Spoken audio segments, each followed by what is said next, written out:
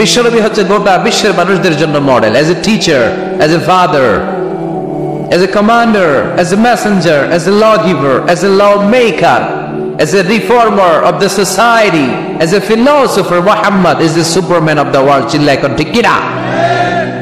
তিনি শিক্ষক হিসেবেও সেরা, তিনি বাবা হিসেবেও সেরা।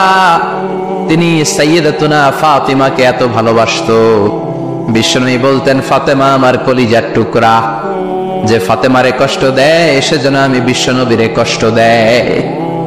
সফরে গেলে সবার শেষে ফাতিমার সাথে দেখা করে সফরে বেরোতেন, আবার সফর শেষ করে ঘরে ঢোকার সময় সবার আগে বিশ্বনবী ফাতেমার সাথে দেখা করে নিতেন। কি সুন্দর ফ্যামিলি লাইফ। তার মানে বাবা হিসেবে সেরা, আবার নানা হিসেবে সেরা। হাসান হুসাইন ছিল রাইহানাতাইন, বিশ্বনবীর পারফিউম। বিশ্বনবী বলতেন রাইহানাতাইন ফিদ দুনিয়া, হাসান এবং হুসাইন হলো দুনিয়ার বুকে আমার সুগন্ধি। হাসান হুসাইনের দেহের মধ্যে এমন কোন জায়গা নাই যেই জায়গায় বিশ্বনবীর দুইটা ঠোঁট লাগে নাই। হাসান হুসাইনের দেহের প্রতিটা জায়গায় বিশ্বনবী চুমু দিয়েছেন। হাসান কোলে উঠলে হুসাইন উঠতে চাইতো, হুসাইন উঠতে চাইলে হাসান উঠতে চাইতো।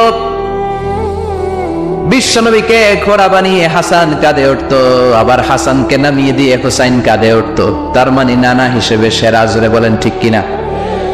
নবী হিসেবে সেরা। বিশ্বনবীর সাথে গোটা বিশ্বের কোন নবীর কোন তুলনা চলে নাকি? কোন তুলনা চলে না। সব দিক দিয়ে তিনি সেরা, সবার জন্য আদর্শ। এই জন্য ইসলাম হচ্ছে it's a very balanced religion, ভারসাম্যপূর্ণ জীবন বিধান। আপনার যা মন চাইবে মারিফতের নামে আপনি চাইলেই করতে পারবেন। বিশ্বনবীর শেখানো সুন্নাহ পথে চললে অল্প করলে এটাতে বরকত দিবে কে? অল্পতেও সওয়াব দিবে কে? এজন্য সূরার একটা নাম হলো সূরাতুল মারিফা। মারিফা মানে জানা বা চিনা। এই সূরা পড়লে আল্লাহরে জানা যায়, এই সূরা পড়লে আল্লাহকে চেনা যায়। চিল্লায় বলেন ঠিক কিনা? তার মানে দুইটা নাম জানলাম, একটা হচ্ছে সূরাতুত তাওহীদ। চিল্লায় বলেন কি নাম? চিল্লায় কইছেন? চিল্লায় বলেন কি নাম? দুই নম্বরে হলো সূরাতুল মারিফা। কি নাম? তিন নম্বর হলো সূরাতুস সামাদ। সূরাতুল ইখলাসের আরেক নাম সূরাতুস, কারণ সামাদ শব্দটা এই সূরার ভিতরে আছে না নাই? কুল হুয়াল্লাহু আহাদ আল্লাহুস সামাদ লাম ইয়ালিদ ওয়া লাম ইউলাদ ওয়া লাম ইয়াকুল লাহু কুফুয়ান আহাদ। তার মানে সামাদ কার নাম? চিল্লায়ে বলেন। সামাদ হচ্ছে আল্লাহর নাম। সামাদের বিপরীত হচ্ছে সনাম।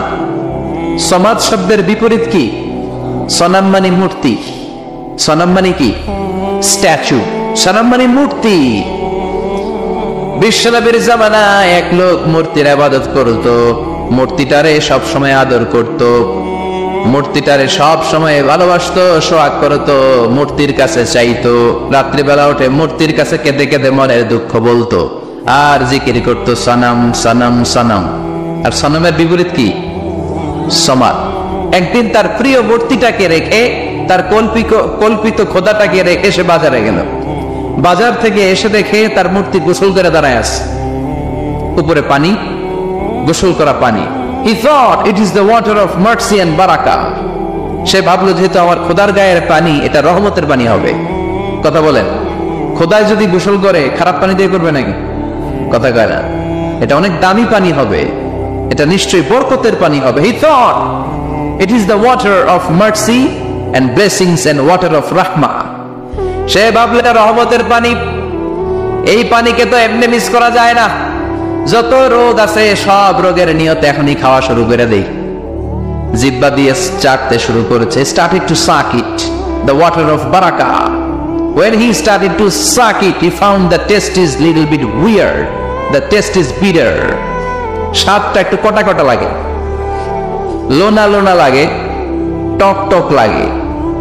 বাট সে মনে মনে ভাবে এটা তো রহমতের পানি, ইট শুড বি সুইটার। এটা তো মিষ্টি হওয়ার কথা। কি হওয়ার কথা? It should be sweeter, but it is bitter. স্বাদটা কেমন টক টক, কটা কটা, লোনা লোনা, লবণ লবণ লাগে। ঘটনা কি? রহমতের পানি, খোদার গায়ের পানি, এটা কটা হবে কেন? খুঁজতে লাগলো কোনো কিছু ঘটছে কিনা। আশেপাশে তাকায় দেখে হাদিসে এসেছে সালাবা। সালাব মানে কি কে জানে? কুত্তা না, খ্যাকশিয়াল। আসলে কি খ্যাকশিয়াল, আমরা বলে ফেলি যে কুকুর, আসলে দুইটা কুকুর সে দেখতে পেল, আর দেখলো এখনো রহমতের পানি পড়তেছে জায়গা দিয়ে রহমতের পানি ইজ ড্রপিং ডাউন, পানি পড়ছে এখনো। বুঝতে আর বাকি রইল না আসলে এটা রহমতের পানি না, এটা গজবের পানি। কথা বলেন, রেগে মেগে আগুন। ঘটনা কি, এতদিন ভাবতাম খোদা, এখন দেহি হুদা। রাতের ঘুম নষ্ট করে কত রাত কেটেছি, কত রাত মনের কথাগুলো তাকে আমি বলেছি, এখন দেহি হুদা। আগে ভাবতাম খোদা, আসলে তো এইটা আমার কিচ্ছু করতে পারবে না, এটার এখন সাইজ করার সময় আসছে। কথা কন। মূর্তিটাকে নিয়ে জমিনের মধ্যে আছড়াতে শুরু করলো, ভাঙতে ভাঙতে হাত আলাদা করলো, খোদার হাত পা সব আলাদা করে ফেলছে। খোদারে মাইরা সাইজ করে তুরজা করে ফেলাইছে। হাত পা, খোদার হাত পা নিয়ে বিশ্বনবীর কাছে চলে গিয়েছে, যে বলে আব্দুল্লাহর বেটা মুহাম্মদ, বড্ড ভুলের ভেতরে আমি ছিলাম। এই নাম কল্পিত খোদা, এই মূর্তি আমারে কিছু করতে পারবে না।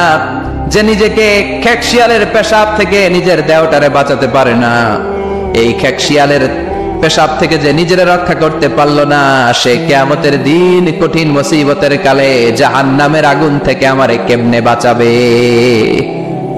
বাঁচাবে? আমি আর এই কল্পিত খোদার ইবাদত করতে চাই না, আপনি আমাকে শাহাদা পড়িয়ে দেন। কি পড়িয়ে দেন? এসে বলে আব্দুল্লাহর বেটা মুহাম্মদ, আর আমি এই কল্পিত মূর্তির ইবাদত করতে চাই না, আমারে পড়িয়ে দেন লা ইলাহা ইল্লাল্লাহু মুহাম্মাদুর রাসূলুল্লাহ সাল্লাল্লাহু আলাইহি ওয়াসাল্লাম। কালিমা পড়ে মুসলমান হয়ে গিয়েছে। তার মানে এই সূরার আরেকটা নাম হচ্ছে সূরাতুস সামাদ। তিনটা নাম আমরা শিখলাম এই সূরার। প্রথমে শিখেছি সূরাতুত তাওহীদ, 2 নম্বরে শিখেছি সূরাতুল মা'রিফা, 3 নম্বরে শিখেছি সূরাতুস সামাদ। এই সূরাটা অনেক ফজিলতপূর্ণ সূরা। বিশ্বনবী এই সূরাটাকে বড্ড বেশি ভালোবাসতেন। বিশ্বনবী সাল্লাল্লাহু আলাইহি ওয়াসাল্লাম ফজরের যে 2 রাকাত সুন্নাত, মাগরিবের যে 2 রাকাত সুন্নাত, এই সুন্নাত নামাজে এই সূরাটা পড়তেন। জোরে পড়েন সুবহানাল্লাহ। আবার যারা হজ উমরা করতে গিয়েছেন, তাওয়াফ করা লাগে, ফরজ তাওয়াফ আছে, নফল তাওয়াফ আছে, 7টা টার্ন করা লাগে। হাজরে আসওয়াদ থেকে শুরু করে আবার হাজরে আসওয়াদ পর্যন্ত 1 চক্কর, এরকম 7টা চক্কর দিলে হয় একটা তাওয়াফ। সব নবীরা, সব আল্লাহর ওলিরা, পৃথিবীর সব মুসলমানরা আল্লাহর এই ঘরকে কেন্দ্র করে প্রতিদিন তাওয়াফ করে। কোন সুবহানাল্লাহ। এবং তাওয়াফের এই ইবাদতটা পৃথিবীর শুধু ওই এক জায়গায় করা যায়। নামাজ পৃথিবীর সব জায়গায় পড়া যায়, ঠিক কিনা? মসজিদুল হারামেও পড়া যায়, বাংলাদেশেও পড়া যায়। জিকির আল্লাহর ঘরেও করা যায়, এখানেও করা যায়। তার ওখানেও করা যায়, এখানেও করা যায়। কিন্তু তাওয়াফের মতো ইবাদত, এটা কি সব জায়গায় করা যায়? নাগাইশে তাওয়াফ করতে পারবেন? সিঙ্গাপুরে পারবেন? আমেরিকায় পারা যাবে? পারা যাবে কোথায়? আল্লাহর ঘরকে কেন্দ্র করে মাক্কাতুল মুকাররমাতে প্রতিদিন আল্লাহর ঘরের উপর 120টা রহমত নাজিল হয়। 60 লিত তাইফিন, তার মধ্যে থেকে 60টা রহমত হচ্ছে যারা আল্লাহর ঘরকে তাওয়াফ করে তাদের জন্য।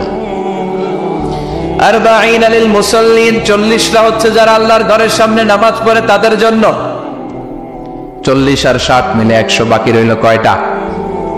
ওয়াল 20 লিন নাযিরিনা ইলাল কাবা, বাকি 20টা রহমত যারা নামাজ পড়ে না, তাওয়াফ করে না, শুধু আল্লাহর ঘরের গিলাফের দিকে তাকিয়ে থাকে, তাদের উপর 20টা রহমত। বিষ্ণু ঈসা ইসলাম তাওয়াফ করার পরে 2 রাকাত নামাজ পড়তে হয়। এই 2 রাকাত নামাজের দ্বিতীয় রাকাতে সূরাতুল ইখলাস পড়তেন, প্রথম রাকাতে পড়তেন সূরাতুল কাফিরুন। তাওয়াফের সালাতে প্রথম রাকাতে কোন সূরা? সূরাতুল কাফিরুন। দ্বিতীয় রাকাতে সূরাতুল ইখলাস বিষ্ণুই পড়তেন। আবার বিতরের সালাতের শেষ রাকাতে বিষ্ণুই পড়তেন সূরাতুল ইখলাস। বিতরের সালাত পড়বেন কয় রাকাত? প্রথমে 2 রাকাত, তারপরে সালাম ফিরিয়ে আবার 1 রাকাত। এইটা সবচেয়ে সহি পদ্ধতি। আবার মাঝে মাঝে বিশ্বনবী 3 রাকাত একসাথে পড়তেন, বসতেন শুধু শেষ বৈঠকে, এটাও ঠিক আছে। আবার আমরা যেটা পড়ি বাংলাদেশে, এটারও দলিল আছে, তবে আম দলিল, এটার খাস দলিল নাই, স্পেসিফিক দলিল নাই। বিষ্ণু বলেছেন তোমরা বিতরের নামাজকে মাগরিবের নামাজ থেকে আলাদা করে পড়ো। আমরা সেটাও করি, কারণ মাগরিবের নামাজ আমরা 3 রাকাতের পরে এরকম আল্লাহু আকবার বলে হাত উঠাই, তা আলাদা হয়েছে না? আবার আমরা আল্লাহুম্মা ইন্না নাস্তাইনুকা পড়ি, এটা কি মাগরিবের নামাজে পড়ি নাকি? তাহলে পার্থক্য আছে না নাই? তবে প্রথম দুইটা বেশি শক্তিশালী। রাতে দুই দুই করে নামাজ পড়বেন, সব শেষে আপনি এক রাকাত পড়বেন। বিষ্ণু বলেছেন ইজআলু আখিরা সালাতিকুম ফিল লাইলি বিতরা, তোমরা রাতের শেষ নামাজটাকে বিতরের নামাজ বানিয়ে দিও। সুবহানাল্লাহ পড়েন। এই জন্য যাদের তাহাজ্জুদের অভ্যাস আছে, তাহাজ্জুদের পরে পড়া সুন্নাত। যাদের তাহাজ্জুদের অভ্যাস নাই, এশার সালাতের পরে পড়ে ফেলবেন। ইন্নাল্লাহা বিতরুন ইউহিব্বুল বিতরা, আল্লাহ নিজে বেজর, তাই বেজরকে তিনি পছন্দ করেন। এজন্য দিনের নামাজ, রাতের নামাজ সবই বেজর। সারাদিন যা পড়লেন মাগরিবের 3 রাকাত পড়ার মধ্য দিয়ে সব বেজর হয়ে যায়। আবার রাতে 4 রাকাত 2 রাকাত করে যত নামাজ পড়লেন, শেষে 1 রাকাত বেতের দিয়ে বা 3 রাকাত বেতের দিয়ে সব বেজর হয়ে যায়। এই 3 রাকাত বেতের নামাজের সর্বশেষ রাকাতে বিশ্বনবী এই ছোট্ট সূরাটা পড়তেন। সুবহানাল্লাহ পড়বেন না? এই আমলগুলো করতে রাজি আছেন তো? মনে থাকবে সবার? আবার বিশ্বনবী বলতেন সূরাতুল ইখলাস সাধারণ সূরা না, এটা সুলুসুল কোরআন, 1/3 অফ দ্য বুক। কোরআনের 3 ভাগের 1 ভাগ। কোরআন 30 পারা। এই সূরা একবার তেলাওয়াত করলে 10 পারার সওয়াব হয়ে যায়, 2 বারে পড়লে 20 পারার সওয়াব হয়ে যায়, 3 বারে পড়লে 30 পারার সওয়াব হয়ে যায়। পড়েন সুবহানাল্লাহ। 1/3 এই পুরো কিতাবের 1/3, 1/3 অফ দ্য বুক সুলুসুল কোরআন। একবার পড়লে 10 পারা, 2 বার পড়লে 3 বার পড়লে 30 পারা। অনেক মুহাদ্দিসিন এবং মুফাসসিরিনরা বলে না, সুলুসুল কোরআন 1/3 অফ দ্য বুক দিয়ে বিশ্বনবী এটা বুঝায় নাই। বিশ্বনবী বুঝিয়েছে অন্য একটা জিনিস। সেটা কি? সেটা হচ্ছে পুরো 30 পারা কোরআনের কথাকে যদি আমাকে 3 শব্দে আপনি আমাকে বলতে বলেন যে হুজুর পুরো 30 পারায় আল্লাহ কি বলেছে, আমি বলবো তাওহীদ, রিসালাত, আখিরাত। এই 3টা কথা পুরো 30 পারা কোরআনের ভেতরে আল্লাহ তাআলা আমাদেরকে বলেছেন। তাই কোরআনের যে সূরারই তাফসীর আমি করি না কেন, সেখানে হয় তাওহীদ, নয় রিসালাত, নয় আখিরাতের কথা সেখানে আছে না নাই? এজন্য পুরো কোরআনের শিক্ষাটাকে প্রেসাইজ করলে, কনসাইজ করলে 3টা শব্দ দাঁড়ায়, তাওহীদ, রিসালাত, আখিরাত। যেহেতু সূরাতুল ইখলাসের ভেতরে তাওহীদের কথা আছে, তার মানে 3 ভাগের 1 ভাগ কথা আছে না নাই? সুবহানাল্লাহ পড়েন। সুলুসুল কোরআন 1/3 অফ দ্য বুক। একবার পড়লে 10 পারা, 2 বার পড়লে 20 পারা, 3 বার পড়লে পুরো কোরআনের খতম। কিংবা যে 3টা মেসেজ আল্লাহ দিতে চেয়েছেন পুরো কোরআন দিয়ে, তার একটা এই সূরার ভেতরে আছে না নাই? চিল্লায় বলেন। আবার বিশ্বনবী মদিনাতে হিজরতের আগে কোবা পল্লীতে মসজিদ বানালেন, মসজিদে কোবা। হজ করতে গেলে, উমরা করতে গেলে লোকজন এই মসজিদটাতে বড্ড ভিড় করে। কারণ বিশ্বনবী প্রতি শনিবার, প্রতিদিন, প্রতি সপ্তাহের শনিবার এই মসজিদে যেতেন। কি বার? কথা বলেন। এজন্য মদিনাতে গেলে শনিবারে জিয়ারত করা সুন্নাত। শনিবারে, প্রতি শনিবারে বিশ্বনবী মসজিদে নববী থেকে হেঁটে হেঁটে হেঁটে হেঁটে এই মসজিদে কোবায় যেতেন। এবং বিষ্ণু বলেছেন যারা ঘর থেকে ওযু করে এই মসজিদে কোবায় যে 2 রাকাত নামাজ পড়বে, একটা কবুল উমরা হজের সওয়াব আল্লাহ তার আমলনামায় দিয়ে দিবে। এই মসজিদে, কোবা মসজিদের জন্য বিশ্বনবী একজন ইমাম নির্ধারণ করলেন। ইমাম সাহেবকে বললেন যাও তুমি নামাজ পড়াও। বিশ্বনবীর অ্যাপয়েন্ট দেয়া ইমাম সাহেব কোবা পল্লীতে যে নামাজ পড়ানো শুরু করলেন। কিন্তু সমস্যা বেড়ে গেল। তিনি মাগরিবের নামাজ, এশার নামাজ আর ফজরের নামাজ, মানে যেই নামাজে আওয়াজ করে কেরাত পড়তে হয়, কয় নামাজে আওয়াজ করে কেরাত? কথা বলেন। কি কি? মাগরিব, এশা, ফজর। এই ইমাম সাহেব ইমামতির চান্স পেয়ে প্রতি রাকাতের নামাজে সূরা ফাতিহা পড়ার পরই সূরা ইখলাস দিয়ে নামাজ শুরু করে, তারপরে আরেকটা সূরা পড়ে, আবার দ্বিতীয় রাকাতে সূরাতুল ফাতিহা পড়ে, আবার সূরা ইখলাস। ফজরের সময় সূরা ইখলাস, এশার সময় সূরা ইখলাস, মাগরিবের সময় এই সূরা। মুসল্লিরা সব খেপে গিয়েছে। সবাই বলে ও ইমাম সাহেব ঘটনা কি? খালি কুল হুয়াল্লাহ পড়েন কেন? আর সূরা নাই আপনার? খালি কুল হুয়াল্লাহ পাইছেন নাকি? না গাইস, জামে মসজিদের ইমাম সাহেব মাগরিবের প্রথম রাকাতেও সূরাতুল ইখলাস, দ্বিতীয় রাকাতেও ইখলাস, এশার নামাজের প্রথম রাকাতেও ইখলাস, দ্বিতীয় রাকাতেও ইখলাস, ফজরের রাকাতেও ইখলাস, দ্বিতীয় রাকাতেও ইখলাস। কি করবেন? আজকে ইমামের একদিন কি আমার একদিন। পাইছেন কি আপনি? সবাই বলে আপনি পাইছেন কি? ইমাম সাহেবকে পড়তে মন চাইলে পড়ো, নাইলে অন্য মসজিদে যাও। কারণ এটা বাংলাদেশের সিস্টেমে সভাপতি সেক্রেটারির নিয়োগ দেয়া ইমাম না, নিয়োগ দিয়েছে বিশ্বনবী। আবার ক্যান্সেল করলেও লাগবে বিশ্বনবীরে, ঠিক কিনা? নিয়োগ দিয়েছে বিশ্বনবী, নিয়োগ বাতিল করলেও করবে কে? বিশ্বনবী। মুসল্লির তো কোনো এখতিয়ার নাই। সব মুসল্লিরা মিলে বিশ্বনবীর দরবারে যায়, যে বলে নবী কি ইমাম সাহেব দিলেন, কুল হু আল্লাহ ছাড়া কিচ্ছু পারে না, খালি কুল হু আল্লাহ, কি এক মুসিবতে আছি। প্রত্যেক নামাজে কুল হু আল্লাহ হাত দিয়ে শুরু করে, এরপরে আরেক সূরা পড়ে। ঘটনা কি? বিশ্বনবী বললেন ইমাম সাহেব রে ডাকো। বিশ্বনবী ইমাম সাহাবীরে বললেন, ও সাহাবী কেন এই কাজটা করো? তোমার মুসল্লিরা বলে প্রতি রাকাতে কেন কুল হু আল্লাহ দিয়ে শুরু করো, ঘটনাটা কি? অন্য সূরা পড়ো না কেন? সাহাবী বলে নবী গো, এই সূরাটারে আমি বড্ড বেশি ভালোবাসি, কারণ ফিহি সিফাতুর রহমান, এই সূরার ভেতরে আমার আল্লাহর পরিচয় আছে গো নবী। এই ছোট্ট সূরার ভেতরে রব্বুল আলামিন যত সুন্দরভাবে নিজের পরিচয়টা বলে দিয়েছেন, কোরআনের কোন সূরার ভেতরে সেই পরিচয় আমি পাই না। তাই এই সূরাটা দিয়ে প্রতি রাকাতে নামাজ শুরু না পড়লে আমার কলিজা ঠান্ডা হয় না গো নবী। বিশ্বনবী বললেন ঠিক আছে, চেঞ্জ করার দরকার নাই, তুই প্রতি রাকাতেই কুল হু আল্লাহ পড়বি। সুবহানাল্লাহ পড়েন। প্রতি রাকাতেই তুমি সূরাতুল ইখলাস পড়বা, ইমামতি বাতিল হবে না। তবে জেনে রেখো এই সূরার প্রতি ভালোবাসা কিয়ামতের দিন তোমার জান্নাতে পাঠায়া দিবে। এই সূরার ভালোবাসার কারণে জাহান্নামের আগুন তোমার জন্য হারাম করে দিয়েছে কে? এজন্য সূরাতুল ইখলাস বেশি বেশি তেলাওয়াতের দরকার আছে না নাই? কথা বলেন। আজকে থেকে বেশি বেশি সূরাতুল ইখলাস তেলাওয়াত করবেন তো? সবাই রাজি আছেন তো? নবম হিজরির ঘটনা, বিশ্বনবী সাল্লাল্লাহু আলাইহি ওয়াসাল্লাম তাবুকের যুদ্ধে গেলেন। বিশ্বনবী তাবুকের ময়দানে আসছে শুই না কাফের মুশরিকের আন্ডা বাচ্চা শব্দ। কারণ বিশ্বনবী কোন যুদ্ধে গেলে বা কোন জায়গায় দাঁড়ালে ওনার ডানে বায়ে সামনে পেছনে 1 মাসের এরিয়ার মধ্যে যদি কোনো কাফের মুশরিক থাকে, তাদের অন্তরের ভেতরে বিশ্বনবীর ব্যাপারে ভয় আর ধুকধুকানি তৈরি করে দেয় কে? বিশ্বনবী তাবুকের ময়দানে গেলেন। রোমান সাম্রাজ্যের খ্রিস্টান সৈনিকেরা যখন জানতে পারলো বিশ্বনবী এসেছে, সব সৈনিক নিয়ে দৌড়, আইজো দৌড় কাইরো দৌড়, কই যুদ্ধের দরকার নাই, ভিক্ষা লাগবো না, আগে কুত্তাটা গান, সব দৌড়। কোন যুদ্ধ ছাড়াই বিশ্বনবী জিতে গিয়েছে। কোন সুবহানাল্লাহ। বিশ্বনবী আল্লাহর শুকরিয়া করলেন। হঠাৎ বিশ্বনবী দেখলেন আকাশের সূর্যের আলো ক্ষীণ হতে শুরু করেছে, কমতে শুরু করেছে। তিনি খেয়াল করে দেখলেন এর কারণ সাইয়েদনা জিবরাইল বিশাল ফেরেশতাদের বহন নিয়ে পৃথিবীতে নেমে আসছেন। পড়েন সুবহানাল্লাহ। এসে বললেন ইয়া রাসূলুল্লাহ, আমি 1,40,000 ফেরেশতা নিয়ে নেমে এসেছি। আপনি কি জানেন না ঠিক একটু আগে মদিনাতে আপনার এক প্রিয় সাহাবা, তার নাম হচ্ছে মুআবিয়া ইবনে মুআবিয়া আল মুজানি, একটু আগে শেষ নিঃশ্বাস ত্যাগ করেছে। বিশ্বনবী বললেন ইন্না লিল্লাহি ওয়া ইন্না ইলাইহি রাজিউন। সাইয়েদনা জিবরাইল বললেন ও নবী, আপনি কি আপনার প্রাণের সাহাবীর জন্য গায়েবানা জানাজা পড়বেন না? বিশ্বনবী বললেন অবশ্যই পড়বো। গায়েবানা জানাজা চিনেন তো?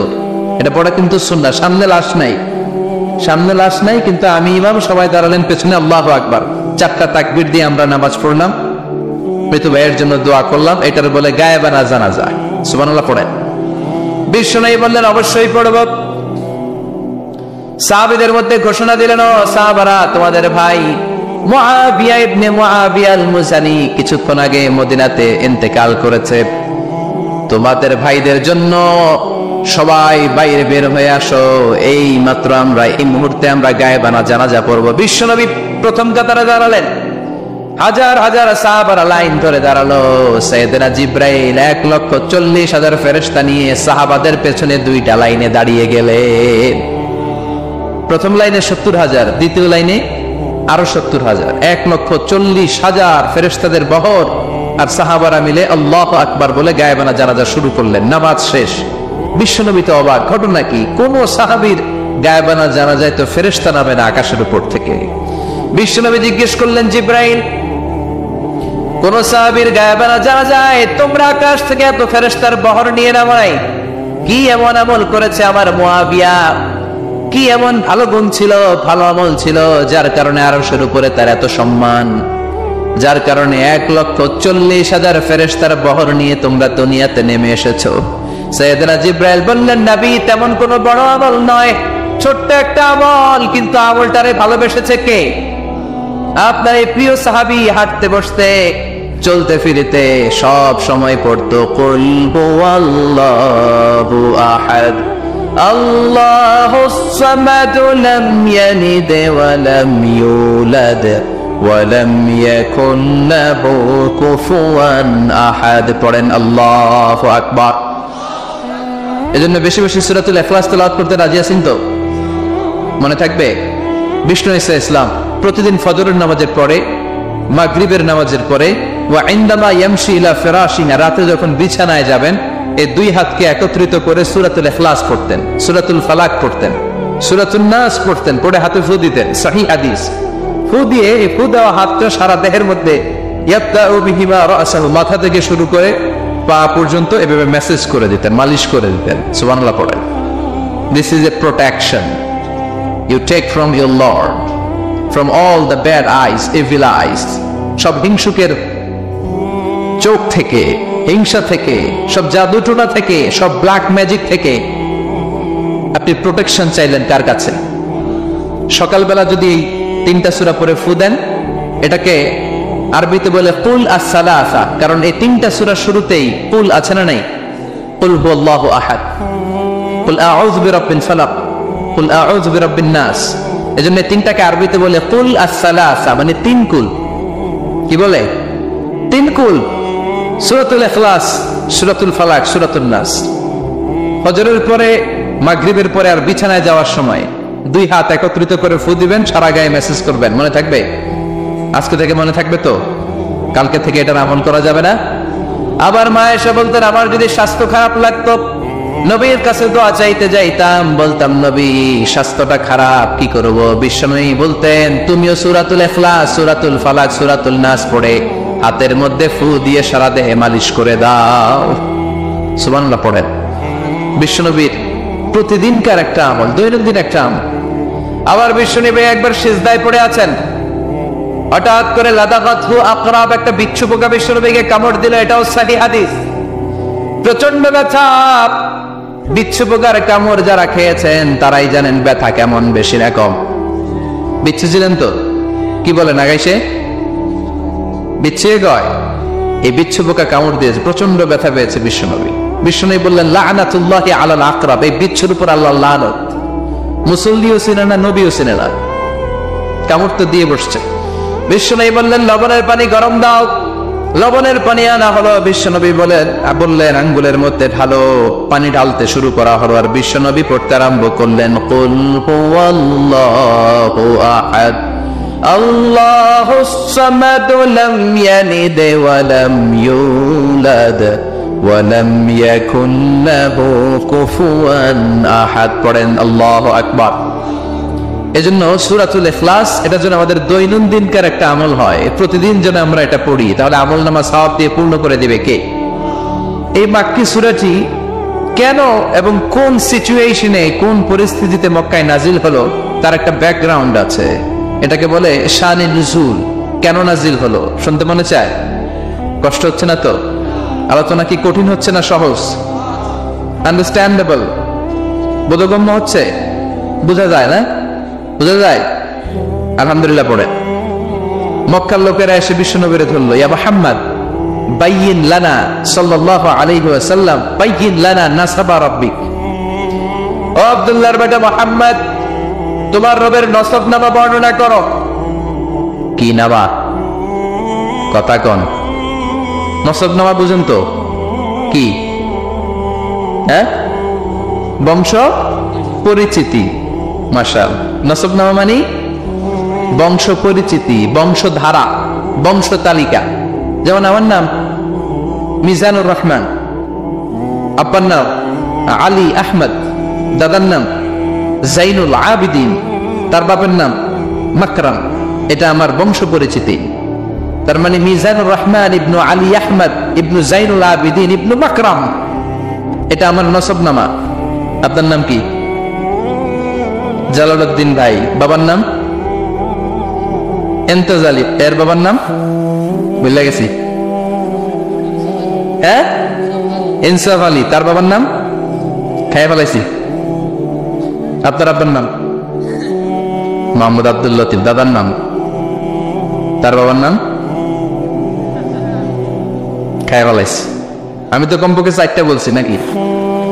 বিশ্বনবীর বাবার নাম আব্দুল্লাহ, তার বাবার নাম আব্দুল মুত্তালিব, তার বাবার নাম হাশেম, তার বাবার নাম আব্দে মানাফ, তার বাবার নাম কিলাব, তার বাবার নাম কুসাই, তার বাবার নাম মুররা, তার বাবার নাম গালেব, তার বাবার নাম ফেহের।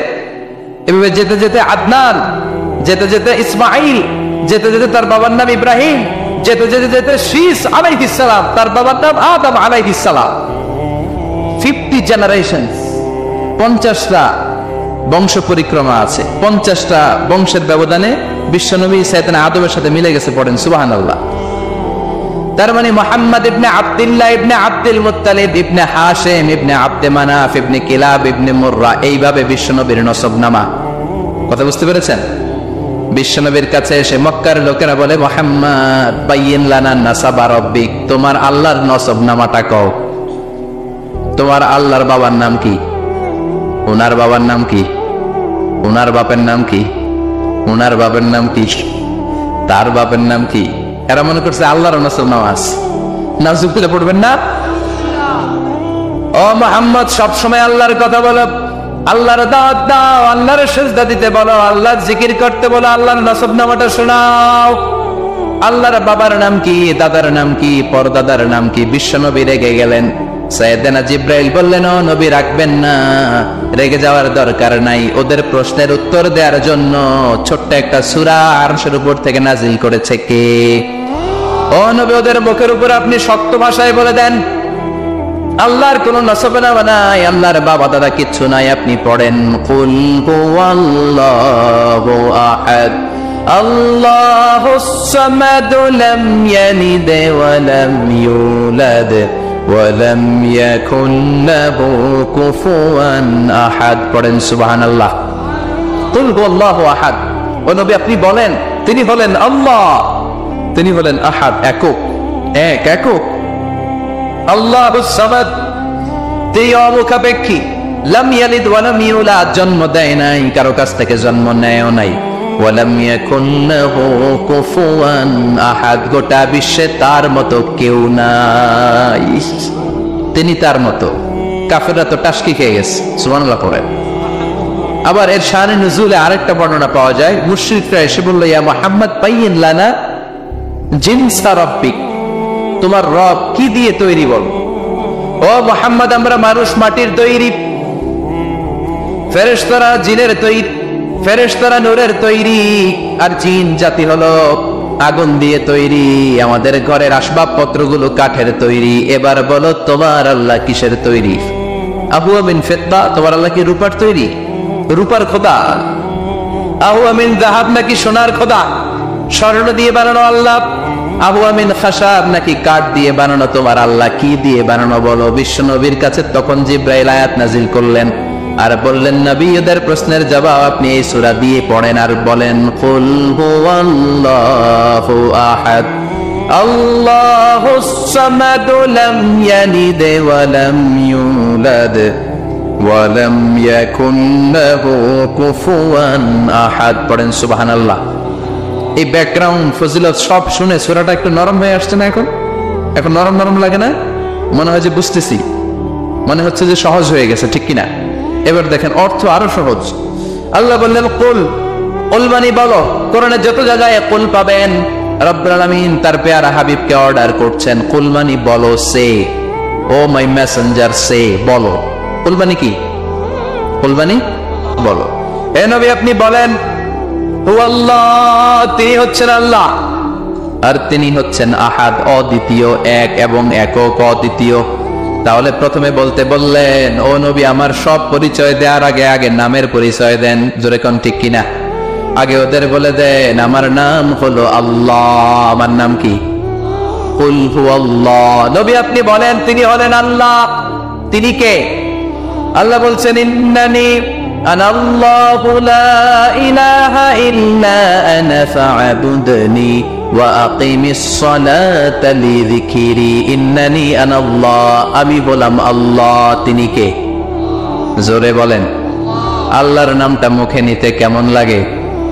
আল্লাহর নামটা ডাকতে ভালো লাগে? সবার ভালো লাগে? প্রাণ ভরে যায়, হৃদয় শীতল হয়, ঠান্ডা ঠান্ডা লাগে ভেতরে? তাহলে চিৎকার দিয়ে আল্লাহর ডাক দেন, বলেন আল্লাহ। আর জোরে আল্লাহর ডেকে বলেন ইয়া আল্লাহ। গলা ফাটিয়ে ডাকতেন, বলেন আল্লাহ। আল্লাহ বললেন আমার প্রথম পরিচয় হলো আমি আল্লাহ, আমার নাম হলো আল্লাহ। আল্লাহর নাম রাখছে কে? কথা কন। আমার নাম রাখছে আমার বাবা, আপনার নাম রাখছে আপনার দাদা। কিন্তু আল্লাহর বাবা আছে নাকি? থাকলে রাখতো, দাদা থাকলে দাদায় রাখতো। কিন্তু আল্লাহর কি বাপ আছে? দাদা, নানা? আল্লাহর পিসা বুজুর আছে? অনেকের নাম পিসা বুজুরে রাখে, আছে না নেই? দোয়ার জন্য, হুজুর আমি আপনার মরিদ হুজুর, আমার একটা ছেলে হয়েছে, আপনার নাম রাখা দেন। পরে বলে যে পিসা হুজুরের নাম রাখছিল, নাগাইশের পিসাব মোস্তাক ফয়জি সাহেব নাম রাখছিল আমার ছেলের, আছে না নেই? ঘুম কিনতে পাওয়া যায় না। খেয়াল রাখবেন, সুখ শান্তি এগুলো আল্লাহর দান। অল্পেও সুখ থাকতে পারে, ঠিক কিনা? আপনি বিশ্বনবীর জীবনী পড়ে দেখেন, বিশ্বনবী অল্প খেতেন, অল্প পড়তেন, অল্প জমাতেন, আর অল্পের ভিতরে সুখ দিয়েছে কে? টাকা যার বেশি দুঃখ তার বেশি, টাকা যার বেশি কষ্ট তার বেশি, টাকা যার বেশি টেনশন তার বেশি। আপনি খেয়াল করে দেখেন, যারা বড় বড় ভিআইপিস এন্ড সিআইপিস, অনেকদের সাথে আমাদের পরিচয় আছে, তো ফ্যামিলিগত অনেক বিষয় আমরা কিছুটা জানি। সুখ নাই, শান্তি নাই, খালি কষ্ট আর ব্যারাম। আর কি? ব্যারাম। আরাম আছে ইসলামের ভিতরে। আপনি অল্প খেয়ে অল্প পড়ে শুকর গুজার হবেন, এটার ভিতরে শান্তি আর আরাম ঢুকাই দিয়েছে কে? আপনি খুঁজে দেখবেন যে অনেক কোটি টাকার মালিক, এদেরকে সিআইপি বলে। বড় শিল্পপতিদেরকে কি বলে? CIP, commercially important person. এদের জন্য এয়ারপোর্টে একটা লাউঞ্জ থাকে, এয়ারপোর্টের ভিতরে আলাদা লাউঞ্জ, দেখবেন বড় করে লেখা সিআইপি লাউঞ্জ। আমার পরশুদিন প্রোগ্রাম ছিল ফরিদপুরে, তো ফরিদপুর থেকে আবার আমি রাতে চলে এসেছি, সকাল 8টার ফ্লাইটে এসেছি চট্টগ্রামে।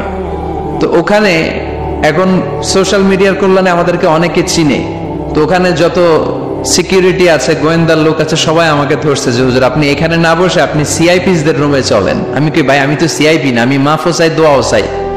বলেন না, আপনি আসেন। তো সিআইপি হচ্ছে কমার্শিয়ালি ইম্পর্টেন্ট পারসন, এদেরকে বলে সিআইপি। তো এরকম অনেক সিআইপিদেরকে আমরা চিনি, ঘরে সুখ নাই, শান্তি নাই, স্বামী স্ত্রীর মধ্যে ভালোবাসা নাই, আছে মানিল, ধরাধরি, কাটাকাটি, মারামারি। ছেলে মেয়েদের সাথে সুখ নাই, শান্তি নাই, ছেলে কথা শোনে না, ছেলে টানে গাঞ্জা, আছে না নাই? মেয়ে করে পরকিয়া, মায় দেখে কিরণমালা। তো এইটা কি কোনো সংসার? এটা জাহান্নামের টুকরা। আচ্ছা, এবার আসেন অল্প পয়সার মানুষ যারা ফ্যাক্টরিতে কাজ করে, রিক্সা চালায়, কুলি মজুর, দেখেন এদের রোগ বালাই নাই, কষ্ট নাই, ঘরে শান্তি, নিজেও নামাজ পড়ে, আবার ফ্যামিলিতে যারা আছে ওরাও নামাজ পড়ে, ছেলেটাও নামাজ পড়ে, মেয়েটাও নামাজ পড়ে, ছেলেটাও সূরা ফাতিহা পড়ে, মেয়েটাও পড়ে, আলহামদুলিল্লাহ বলে। এটারে সুখ বলে। সুখ চিনি নিয়ে যান, এটারে টাকা দিয়ে কিনতে পাওয়া যায় না।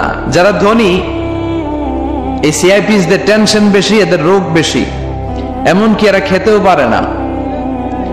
ডাক্তার তাদেরকে খুবই রেস্ট্রিক্টেড একটা ডায়েট প্রেসক্রাইব করে। ডাক্তাররা বলে আপনি গোশত খাবেন না, মাছ খাবেন না, আপনি খাসি খাবেন না, চিংড়ি খাবেন না, শুধু খাবেন ঘাস, শুধু খাবেন সবজি, ভেজিটেবল।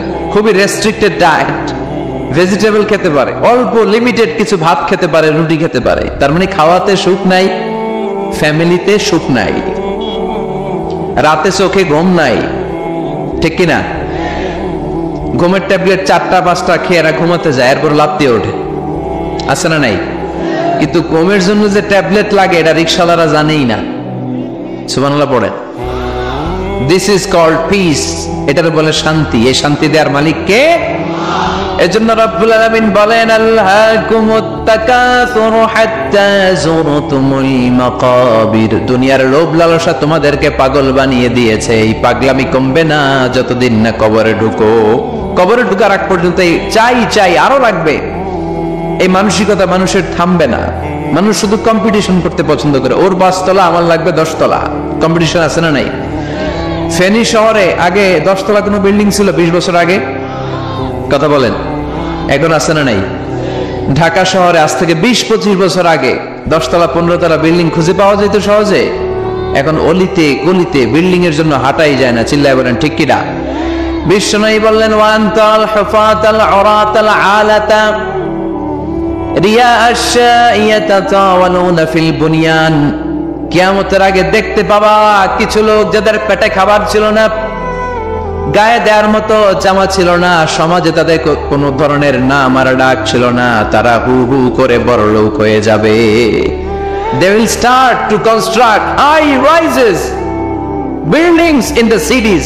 শহরে বড় বড় বিল্ডিং টাওয়ার বানানোর প্রতিযোগিতা শুরু করবে। চিল্লায় বলেন ঠিক কিনা? এই টাওয়ার বানানোর প্রতিযোগিতা আছে না নাই? টাওয়ারের পর tower, Burj Al Khalifa, Petronas twin tower, Zamzam tower, kingdom tower, Shanghai tower, গোটা বিশ্বব্যাপী লম্বা লম্বা টাওয়ার গুলো আছে না নাই? তার মানে মানুষের এই প্রতিযোগিতামূলক চিন্তাধারা, মেন্টালিটি কখনো কমবে না যতক্ষণ না সে কবরে ঢুকে। চিল্লায় বলেন ঠিক কিনা?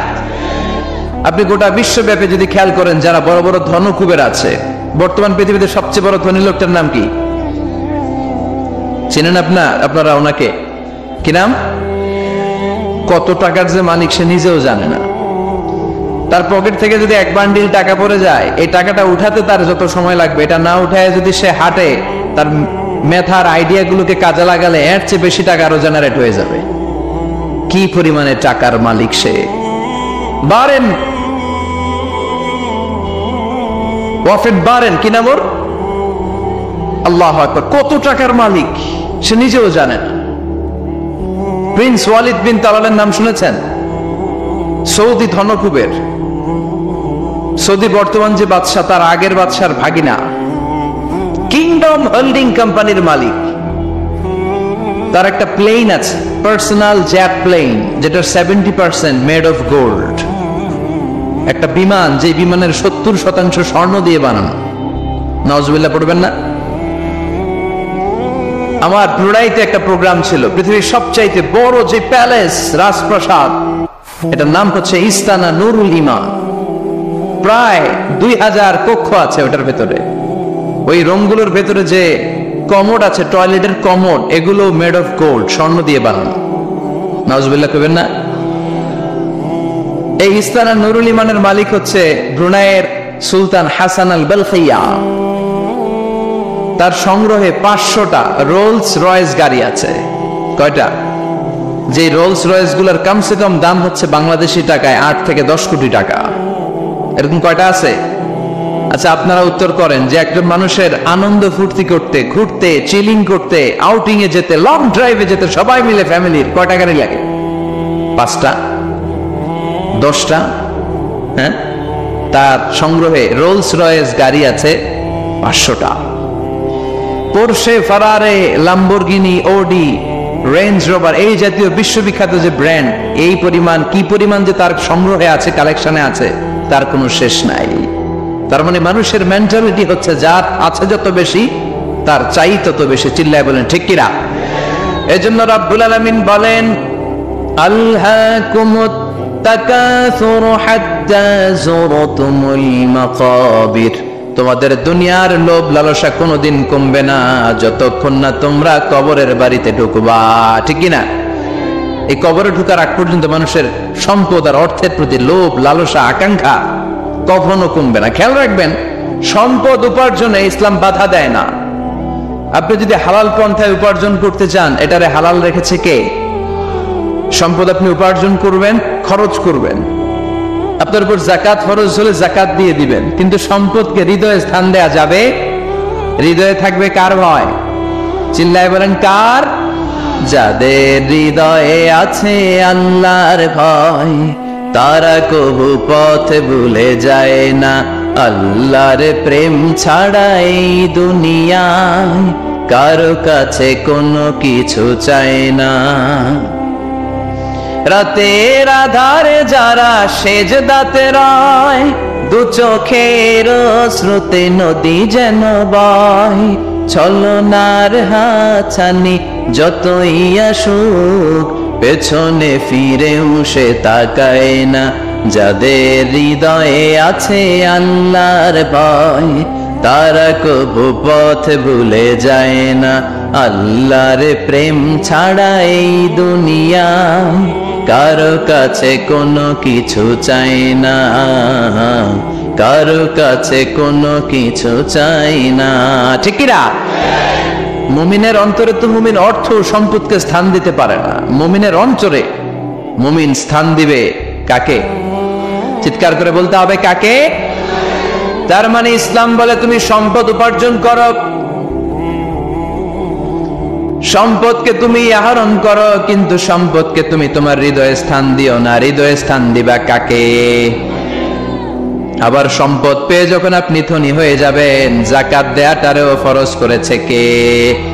দে যাকাত তোরা দে রে যাকাত, তোর দিল খুলবে পরে আগে খুলো খাত। দে যাকাত তোরা দে রে যাকাত। পড়েন আমিন। আপনার দিল পরে খুলবে, আগে খুলতে হবে কি? হাত। হাত যাদের খোলা তাদেরকে পছন্দ করে কে? আবার বিশ্বনবী বললেন 7 শ্রেণীর ব্যক্তি আছে, যে 7 শ্রেণীর ব্যক্তিকে রব্বুল আলামিন কিয়ামতের ময়দানে আরশের নিচে ছায়া দিবে। ওই 7 শ্রেণীর মধ্যে 1 শ্রেণীর ব্যক্তি এমন ব্যক্তি, ওই ব্যক্তি ডান হাত দিয়ে যেটা দান করে, তার বাম হাত ওই দানের ঘটনা টের পায় না। ডান হাতে দেয় কিন্তু বাম হাত টের পায়, তার মানে গোপন দান। কি দান? গোপন দান আল্লাহর কাছে খুব প্রিয়। গোপন দানের মধ্য দিয়ে আল্লাহর ক্রোধ রাগ কমে যায়। এজন্য গোপনে দান করবেন। আপনি মাহফিলে লোক দেখিয়ে 1 লক্ষ টাকা দিলেন, 10 লক্ষ, এটার মধ্যে যদি রিয়া থাকে, শো অফ, লোক দেখানো মানসিকতা থাকে, এটা হয়ে যাবে হাবা মানসুরা। মিজানের পাল্লা এটার কোনো ওজন হবে না। আর আপনি রাত্রিবেলা লুকিয়ে লুকিয়ে মসজিদের পাশ দিয়ে যাচ্ছিলেন, দেখলেন যে দান বক্স, পকেট থেকে 2 টাকার নোট বের করে দিয়েছেন, এটারে মিজানের পাল্লায় উহুদ পাহাড়ের সমান ভারী করবে কে? এজন্য আল্লাহ বলেন, গোলাম তোর গোপন দান আমার কাছে প্রিয়। বান্দা যখন গোপন দান করে, ওই গোপন দানকে আল্লাহ বাড়াতে থাকে, যদিও এটা পরিমাণে কম। আল্লাহু আকবার। গাভীর মালিক যখন নতুন বাছুর পায়, গাভী যখন বাছুর দেয়, উটের মালিক যখন নতুন উটের বাচ্চা জন্ম দেয়, উটের মালিক বড্ড খুশি হয়ে যায়। উটের মালিক উটের ছোট বাচ্চাটাকে খাইয়ে দাইয়ে পেলে পুষে বড় করে। আল্লাহ বলে, আমার সন্তুষ্টির জন্য যে এই ছোট্ট দানটুকু সেই দিন তুই করেছিস, তোর দানটাকে পেলে পুষে বড় করে আমি উহুদ পাহাড়ের সমান বানিয়ে তোর মিজানের পাল্লায় উঠায় দেব রে গোলাম। এজন্য লুকিয়ে দান করাটা শ্রেয়। আপনারা যারা দান করতে চান, আপনারা শো অফ না করে লুকিয়ে দান করবেন। রাজি আছেন তো? আর সম্পদশালী যারা হয়েছেন তারা যাকাত দিবেন। যারা যাকাত দেয় না, উল্লাযীনা ইয়াকনিজুনা যাহাবা ওয়াল ফিদ্দা ওয়ালা ইউনফিকুনাহা ফি সাবিলিল্লাহ ফাবাশশিরহুম বিআযাবিন আলীম। রব্বুল আলামিন বলেন, নবী, যারা সম্পদের মালিক, 10টা 20টা ফ্ল্যাটের মালিক, একরের পর একর জমির মালিক, বিশাল সম্পদের মালিক, তারপরেও সম্পদ জমিয়ে রাখে, আল্লাহর রাস্তায় যাকাত দেয় না, তাদেরকে আপনি কঠিন আযাবের সুসংবাদ দেন। পড়েন নাউজুবিল্লাহ।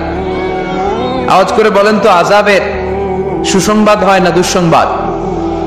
হচ্ছে দুঃসংবাদ, কিন্তু আল্লাহ বললেন আযাবের সুসংবাদ দাও। তার মানে এই আযাবটা যেন যেন কোনো আযাব নয়, এটা ভয়ঙ্কর একটা আযাব। এটা যেন যেন আযাব নয়। 1000 বছর জাহান্নামের ভেতরে জ্বালিয়ে রাখা লোহার খুন্তি দিয়ে আপনার পেটে একটা ছেক দেয়া হবে, কপালে একটা ছেক দেয়া হবে, পিঠের মধ্যে ছেক দেয়া হবে। নাউজুবিল্লাহ পড়েন।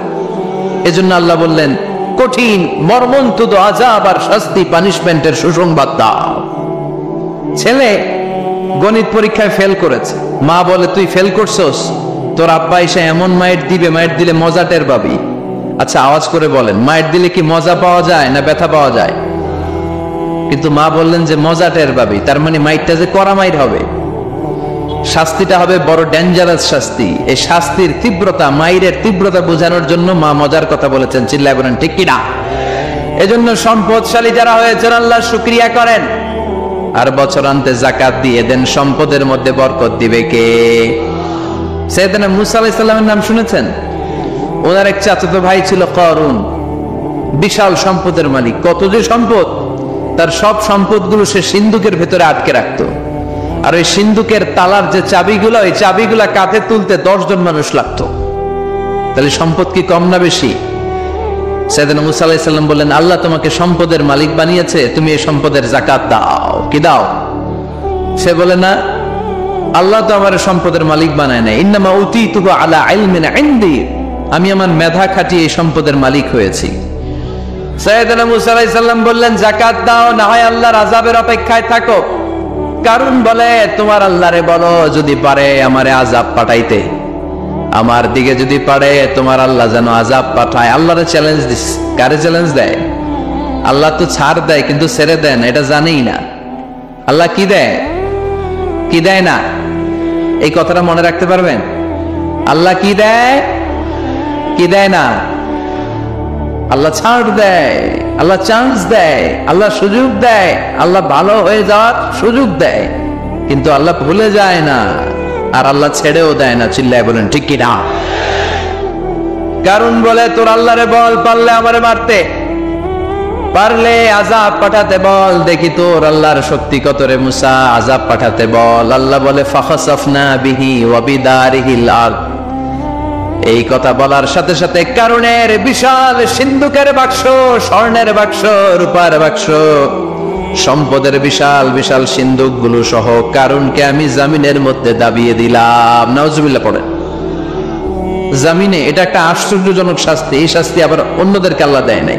আল্লাহ কাউকে আযাব দিয়েছেন, প্রচন্ড বাতাস, বাতাস দিয়ে আল্লাহ উড়িয়ে দিয়েছেন। কাউকে দিয়েছেন পাথর বৃষ্টি, কাউকে দিয়েছেন আগুন বৃষ্টি, কাউকে দিয়েছেন ভূমিকম্প,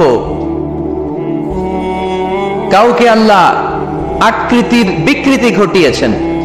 দাউদ আলাইহিস সালামের কিছু কওম, তারা সাগরের মাছ ধরে রাখতো। এই মাছগুলো সাইয়েদনা দাউদ আলাইহিস সালামের কণ্ঠের তেলাওয়াত শুনতে আসতো। আল্লাহ বললেন, শনিবারে মাছ ধরা যাবে না। কি বারে ধরা যাবে না? কারণ প্রত্যেক সপ্তাহের শনিবারে আকাবা উপসাগরের তীরে বসে সাইয়েদনা দাউদ আলাইহিস সালাম ওনার সুরের ঝঙ্কার তুলে জাবুর কিতাব তেলাওয়াত করতেন। আমাদের কোরআনে সূরা আছে 114টা, আর ওনার জাবুর কিতাবে ছড়া ছিল 150টা। আমরা পড়ি সূরা, ওনারা পড়তেন ছড়া। সুবহানাল্লাহ কইবেন না? তো ওনার গলায়ও সুর, আবার এটা ছড়া, গাইলে কত সুন্দর লাগে। উনি আকাবা উপসাগরের পাশে বসে ছড়াগুলো তেলাওয়াত করতেন, শিক্ষণীয় ইসলামিক ছড়া। আর এই ছড়ার সুরে মুগ্ধ হয়ে সাগরের মাছগুলো সাগর ছেড়ে দিয়ে ডাঙ্গায় চলে আসতো। আল্লাহ বললেন, দাউদের উম্মত খবরদার, শনিবারে মাছ ধরা যাবে না। রবি থেকে শুরু করে শুক্রবার পর্যন্ত ধর, নিষিদ্ধ হচ্ছে শনিবারে। আদেশটা কার? নির্দেশনা কার? মানার দরকার আছে না নাই? দাউদ আলাইহিস সালামের কওম একটু বুদ্ধি করলেন। ওরা মনে মনে বুদ্ধি করলেন যে আল্লাহ শনিবারে ধরতে নিষেধ করছে, আমরা ধরবো না, শনিবারে আমরা জাল দিয়ে বেড়ে দিয়ে রাখবো। কি করবো? জাতে মাতাল তালে ঠিক, শনিবারে ধরা যাবে না। একে অপরের বলতেছে, এই খবরদার, শনিবারে মাছ ধরবি না। নিষেধ করছে কে? শনিবারে মাছ ধরা যাবে না। সবগুলো মাছ সাগর ছেড়ে দিয়ে যখন ডাঙ্গায় চলে এসেছে, ওরা শনিবারে এই মাছগুলো ধরে না, ওরা বেড়ে দিয়ে রাখে যাতে যেতে না পারে। শনিবার শেষ, ওরা সময়ের দিকে তাকায় থাকে, রবিবার শুরু হইলে মার ধর। আছে না নাই? ও মিয়া, ওরা কৌশল করলে আমার আল্লাহর কি কৌশল জানা নাই? আল্লাহ বললেন, কুনু কিরাদাতান খাসিইন, তারা অভিশপ্ত বানর হয়ে যাও। আল্লাহ এক একজনকে এক এক শাস্তি দিয়েছে, কিন্তু কারুনকে দিয়েছে ভিন্নতর একটা শাস্তি। সমুদয় সম্পদ সহ আল্লাহ তাআলা কারুনকে মিশরের ফায়ুম জেলার মাটিতে দাবিয়ে দিয়েছে। কারুনের পা পর্যন্ত দেবে যায়, কারণ ভাবছে উঠে যাবে। কোমর পর্যন্ত দেবে যায়, কারণ ভেবেছে কিছু হবে না, আমার গায়ে অনেক শক্তি, আমি পার পেয়ে যাব। গলা পর্যন্ত যখন দেবে যায়, কারণ কয়, মুসা, সব সম্পদ তোর, আর তোর আল্লাহ লইয়া যা, আমারে সাইরা দে, সব সম্পদ তোর। মুসা, সব তোর, গাড়ি তোর, বাড়ি তোর, সিন্ধুকের বাক্সগুলা তোর আর তোর আল্লাহর, আমারে খালি চাইরা দে, আমি বাঁচতে চাই। আল্লাহ ছাড় দেয় কিন্তু ছেড়ে দেয় না। কারুনের সেদিন আল্লাহ ছেড়ে দেয় নাই, ফেরাউনরে অনেক ছাড় দিয়েছে, ছেড়ে দেয় নাই। এই জন্য আল্লাহর সাথে অধ্যত্বপূর্ণ আচরণ যারা করে আল্লাহ তাদেরকে ছাড় দেয়, কিন্তু কশ্চিন কালেও ছেড়ে দেয় না। চিল্লায় বলেন ঠিক কিনা? কারণকে জামিনের মধ্যে দাবিয়ে দেওয়া হলো, সম্পদ সহ জামিনের মধ্যে আল্লাহ কারণকেও দাবালেন, কারণের সম্পদও দাবালেন, গোটা বিশ্বের মানুষের চোখে আঙ্গুল দিয়ে দেখানোর জন্য কারণের একটা ছোট্ট বাড়ি আল্লাহ রেখে দিলেন। সুবহানাল্লাহ। মনোযোগ আছে আপনাদের?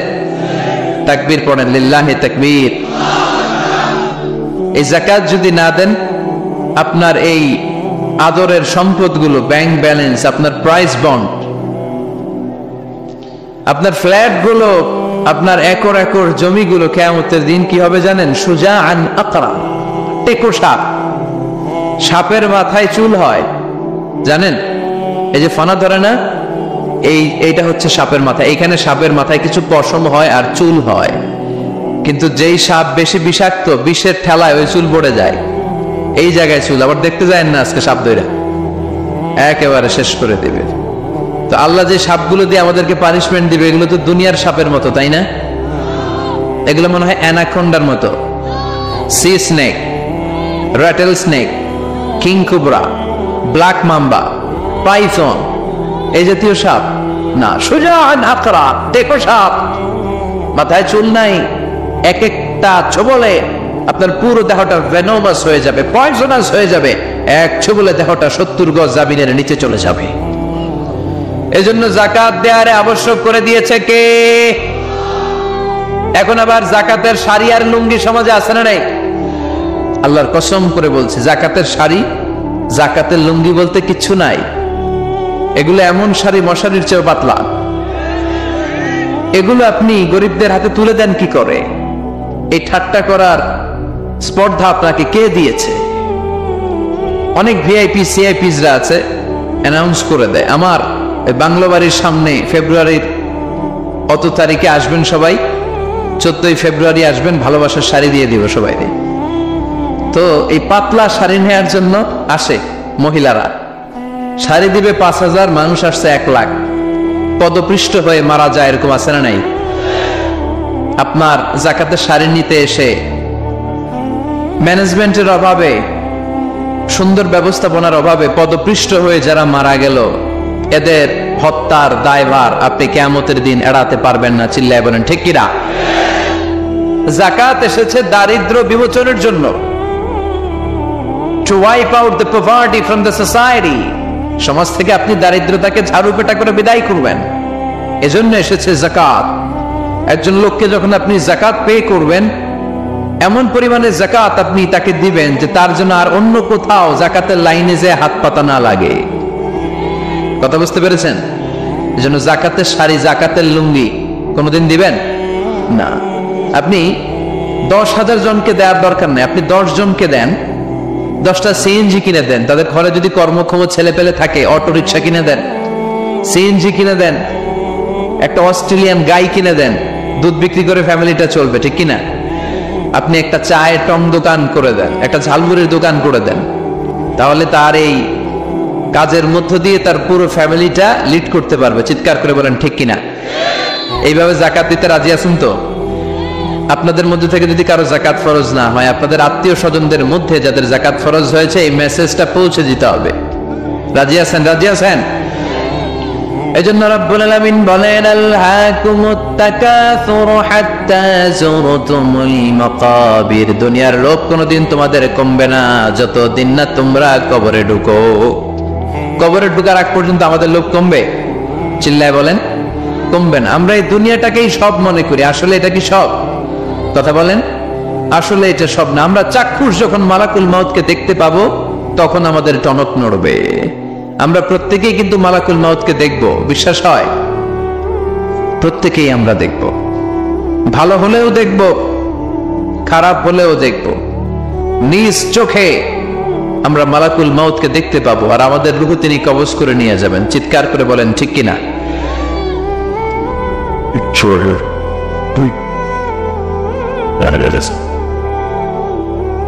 যারা মুমিন বান্দা, যারা ইমানদার, তারা মালাকুল মউতকে দেখবে খুব সুশ্রী, সুন্দর, সাদা ধবধবে জুব্বা পরা একটা যুবকের বেশে। আলহামদুলিল্লাহ পড়েন। আপনারা ইনশাল্লাহ এই সূরাতে মালাকুল মউতকে দেখবেন সুশ্রী সুন্দর এক যুবকের বেশে, সুঘ্রাণ তার গা থেকে আসছে।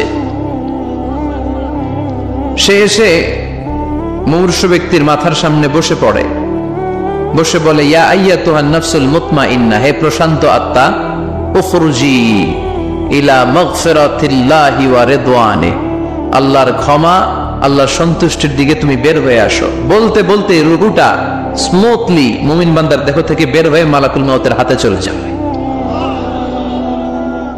কাফান মিন আকফানিল জান্নাহ, হানুত মিন হানুতিল জান্নাহ, জান্নাতে হানুত এনে, কাফন এনে মালাকুল মউত এটাকে খুব সম্মানের সাথে, আমরা বাঁচলেও যেমনি সম্মানিত, আমরা মরে গেলেও।